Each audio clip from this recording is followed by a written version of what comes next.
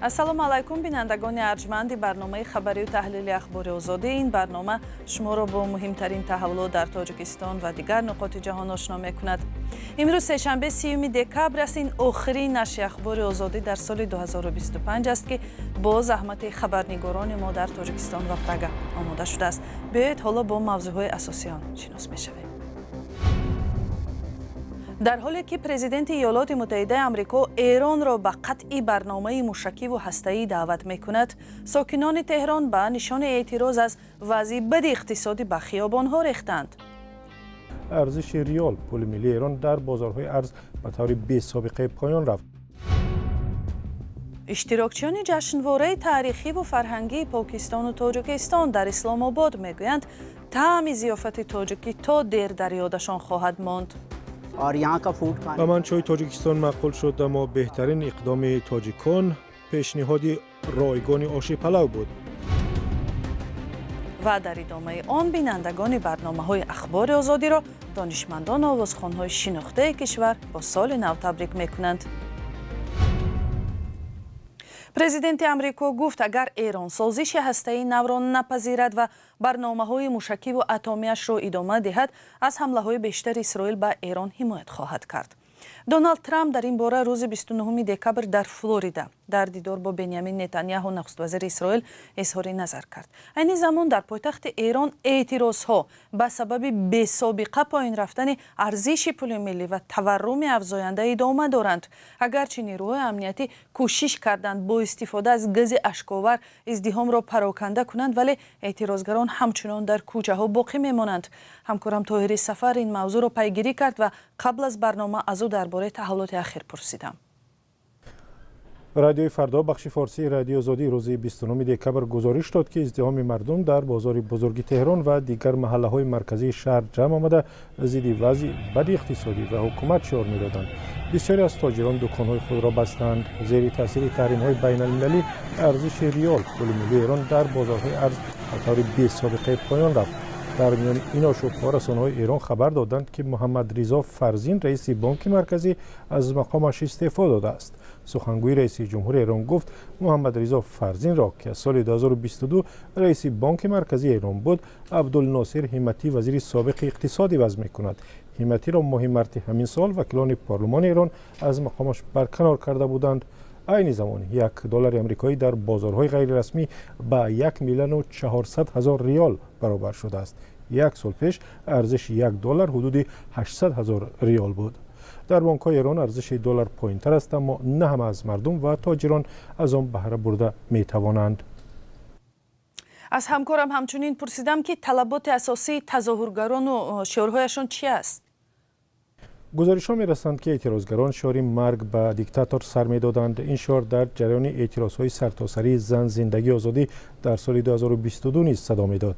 дар видеоҳо аз маҳалли эътирозҳо дида мешавад, ки нерӯҳои интизомӣ барои пароканда кардани мардум аз калтак ва гази ашковар истифода мебаранд.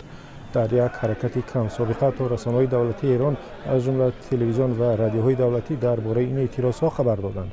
хабаргузории форс, ки ба сипоҳи посдорони инқилоби исломии эрон наздик аст, ҳушдор додааст, ки ин гирдиҳамоиҳо метавонанд ба майдони нави фаъолияти гурӯҳҳои ошӯбгар табдил ёбанд.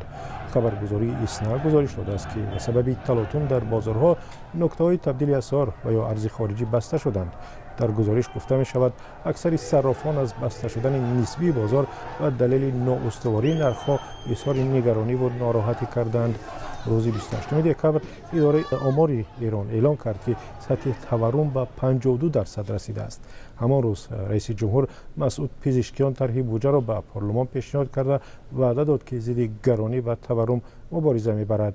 вазъи иқтисодии Эрон ба далели таҳримҳои Амрико ва Созмони Милали Муттаҳид бадтар мешавад.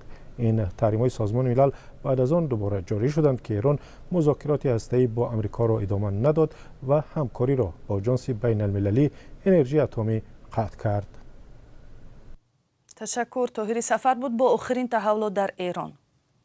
салом, агар хату хабар мехоҳед мо дорем. навиди бомдодӣ, сархати хабарҳо, ахбори Тоҷикистон ва ҷаҳон, гузоришҳо ва таҳлилҳо. чӣ мегузарад ва чаро? донистан фаҳмидан аст. замима ё апи моро бигиред.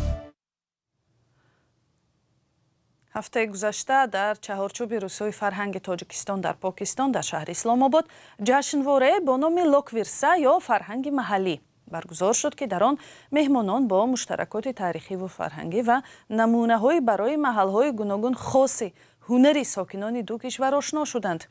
хабарнигори Associated Press дар ин чорабинӣ иштирок намуда гузорише таҳия кард, ки ҳоло онро ҳамкорам Мирзонабии Холиқзод тақдим мекунад.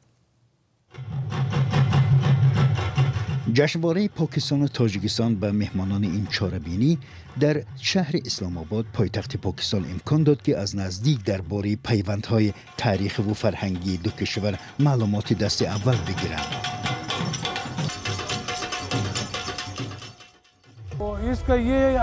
این جشنواره برای رشد روابط پاکستان و تاجیکستان تأثیر مثبت خواهد داشت. فرهنگ دو کشور تقریبا یک است و آن به مردم کمک خواهد کرد که آگاهی بیشتر یابند و همدیگر را بهتر درک کنند.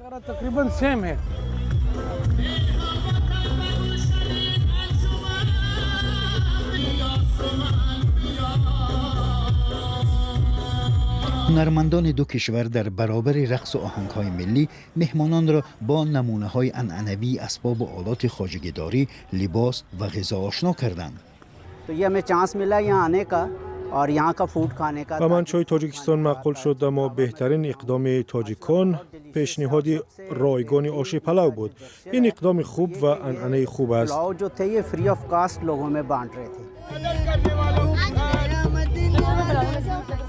هنرمند پاکستانی عبدالعزیز از آن نگران است که فرهنگ و عنعنه‌های اصیل به تدریج فراموش می‌شوند.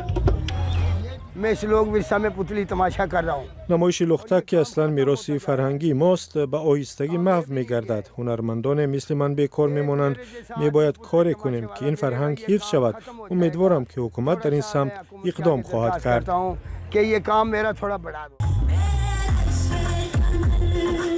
جشنواره مذکور 19 دکبر در اسلام آباد آغاز یافته یک هفته ادامه کرد.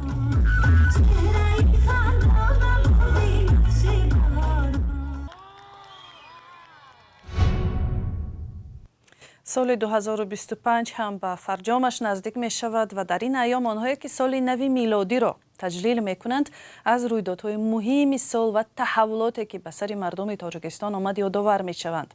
سیفالله ملاجانوف تاریخشناس تاجیک می گوید شخصا برای او عید نوروز سال نو است، ولی برای مردم کشور چند تمنیات دارد که امیدوار است در سال 2026 برای حل شدن مشکل آنها سبب شود. تمنیات دانشمند معروف را میشنویم که چند روز پیش در دوشنبه ثبت شده است. یکمین آرزوی من، تمنای من در سال جدید این است که شما من اگر در خیابان دچار می آید در شب و روزی سال نوی خودی من که نوروز است این عید به من تبریک گوید و من تمنا دارم، آرزو دارم که در کشور ما مبدأ تاریخ ما سال نوی ما سال خودی ما باشد، نوروز باشد که با خدمت 5000 ساله و اون گستره بسیار ارزشمند فرهنگی که اون فرا گرفته است. این یکم تمنای من است. تمنای دوم من این است که در دوام 10-12 سال اخیر فرزندان سرزمین ما، تاجیکای ما در قلمرو کشورهای بیگانه، در دشت‌های شام و عراق و امروز در اوکراین برای منافع بیگانه ها کشته میشوند، می جنگند و کشته میشوند. من آرزو دارم که هیچگاه فرزندان سرزمین ما برای منفعت بیگانه و در دایره نفوذ ابرقدرت ها سوء استفاده نشوند و در سرزمین بیگانه نمیرند و مادر و پیوندان خود به سوگ ننشانند. تمنای سوم من آنچه که همیشه من دربارش فکر میکنم به سرنوشت تاجیکای آن سوی آمو ربط میگیرد. من آرزو دارم و تمنای آن دارم که برادرای آن سوی آموی ما در این دوره بسیار حساس و امتحان که پس سر میکنند تندرست باشند و در آرامش باشند و در امنیت باشند و روز برسد که اینها هیچگاه زبان و فرهنگ و هویت اینها زیر سوال برده نشود و به حاشیه رانده نشود. و از خداوند برای تاجیکستان و تاجیکستانیان تمنای تندرستی و خوشروزی دارم برای کشور، رفاه و پیشرفت و از همه مهم آرزو دارم که همین آفریدگار در قلبی سخت و سنگ شده همون مردمی که اهل رشوه و رشوه ستانی اند یک نور تجلی کند و اونها از این کاری پست و از این کاری بیشرفی دست کشند و سرمایه کشور ما را به هدر ندهند، امید مردم هدر ندهند و مهم از همه پایه های دولتداری ملی را ضعیف نکنند. ماه دکبر هنرمندان آوازخوان‌های تاجیک هم فعالیت خود را در آزمون ترانه میوزیک اوارد نتیجه گیری کردند. رستم عظیمی و دسته هنریش با ترانه مستم امسال توانست شمار هوادارانش را بیشتر کند. نازیه کرامت الله میگوید آهنگ او در یکی از فیلم‌های هندی صدا داده است. در یک صحبت با همکارم امیر سایف چندی از آوازخوان‌های تاجیک در آستانه سال نو دستاوردها و تمنیات خود را به مردم تاجیکستان بیان کردند. میخوام به همه هموطنان عزیز خودم یک سال نوی خواهش کنم از خدای تعالی که بگذار در همین سال نو کسی چی آرزو و مقصدی دارد عملی شود و به همه خانواده تاجیکان روی دنیا فقط آرامی و خوشبختی خواهم. بسیار سالی پربرکت بود، بسیار جایزه های نمایان بود، بسیار شانس های شد که ما توانستیم با صنعت خود تاجیکستان عزیز را در تمام عرصه بین‌المللی نشان دهیم و از 2026 خواهش داریم که باز همین مرتبه ها دو بار زیادتر شوند و باز همین کوشش های ما کمتر شوند و باز شانس هایی که ما می توانیم صنعت خود را سیقل کنیم باز زیادتر شوند. تشکر زیاد. تمنیات سال نوی من و تمام مردم تاجیکستان سلامتی بردوام پیش هستم. در سودخانه پر از ناز و نعمت سلامتی و خوشبختی. مخلصان برای هموطنان عزیزم گفتنی هستم که همیشه خوش و خوشبخت باشند، جاویدان باشند، لبانشان پر از خنده و گوارا باشد.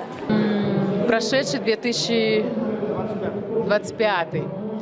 Ой, он был полон сюрпризов, много путешествий, очень много коллабораций, музыки.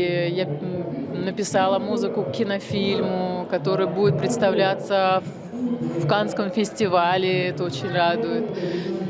Ну, я здесь, в Таджикистане, участвую в событии Тарона. Это тоже приятная весть в нашем доме и для моего творчества. В общем, очень много событий. Он очень насыщенный, изобильный. با همه مردم تاجیک پیش از همه تنسیتی خانه آبادی و بگذار که همیشه روزی ما هم خیلی مثل سالی نو زیبا همین خیلی روشن باشد و ببینید که تاجیکستان ما روز به روز رشد می‌یابد و همه شما تمام خوشحالی زندگی رو تمنا دارم. البته بسیار سالی باورور بود برای من. خوشبختانه یکی از سرودهای ما را که سرود نام دارد هر شب در لب که بالیوود در کینوفیلم خود جای کرد و خوشبختانه این اولین دختری تاجیکی که سرودش در بالیوود صدا می‌دهد و من بسیار خوشبخت هستم. این خورسندی تمام تاجیکان از فکر میکنم و برای همه ما مبارک باشد. اخیراً 8 سالی که ما آغاز کردیم این راه را، هر سال برای ما یک سال شکوفایی است، سال پیشرفت است. من همراه گروه خود یک چند تنهایی بسیار جذاب را آماده کردیم برای هموطنان عزیز، برای همدلان و شنوندگان عزیز. نقش اعظم اساسی می‌خوایم در شهر دوشنبه برنامه کنسرت داشته باشیم. دوم در شهر سمرقند و بخارا در این سال آینده نیت داریم. سالی پربرار و شادی و سالی ایجادی بود. برنامه با پایانش نزدیک می شود. این آخرین نشر اخبار آزادی در سال 2025 بود. برنامه های ما از 2 ینوری سال 2026 ادامه می کنند، ولی در این بین شما همیشه می توانید خبرهای آخرین را از سامانه azadi.org پیگیری کنید. در صحیفه های رادیوی آزادی در شبکه های اجتماعی اینستاگرام، تلگرام و تیک توک و فیسبوک هم خبرها و ویدیو و عکس های روز از تحولات تاجیکستان نشر می شوند. برای صداقت و همراهیتان با رادیوی آزادی در سال 2025 سپاسگزاریم و تا دیدار در سال نو. خدا نگهبان.